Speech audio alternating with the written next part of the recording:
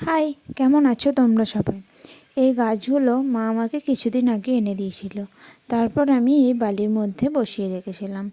তার ফলে দেখো কত সুন্দরভাবে শিকড় বের হয়েছে। এখানে আছে পিটুনিয়া, ডায়ান্থাস, হলিহক, অ্যান্টিরিনাম। আজকে আমি এই পিটুনিয়া গাছগুলো বসাবো। তার জন্য এখানে আমি মাটি রেডি করে প্লাস্টিকের ঝুড়িগুলোর মধ্যে ভরে নিয়েছি। আর পিটুনিয়ার জন্য কোনো বড় টবের প্রয়োজন পড়ে না, এই ধরনের গামলা জাতীয় টবই যথেষ্ট। কারণ পিটুনিয়া শিকড় বেশি দূর অবধি যায় না, খুব একটা বাড়ে না। পিটুনিয়া গাছ একটু ঝোপালো টাইপের হয়, এদের ওপরের জায়গাটা একটু বেশি প্রয়োজন পড়ে। তাই পিটুনিয়া গাছ এই ধরনের গামলা জাতীয় টবেই বেশি ভালো হয়।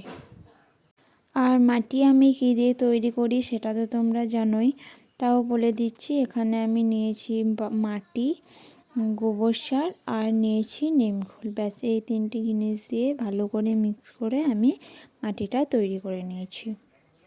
গাছগুলোকে পট থেকে খুব সাবধানে বের করবে যেন শিকড় না ছিঁড়ে যায়। শিকড় নষ্ট হয়ে গেলে কিন্তু গাছগুলো ঝিমিয়ে যাবে। খুব আস্তে আস্তে বের করে সুন্দরভাবে গাছগুলোকে চেপে চেপে বসিয়ে দেবে। চলো তাহলে একইভাবে আমি আমার বাকি গাছগুলোকেও বসিয়ে ফেলি।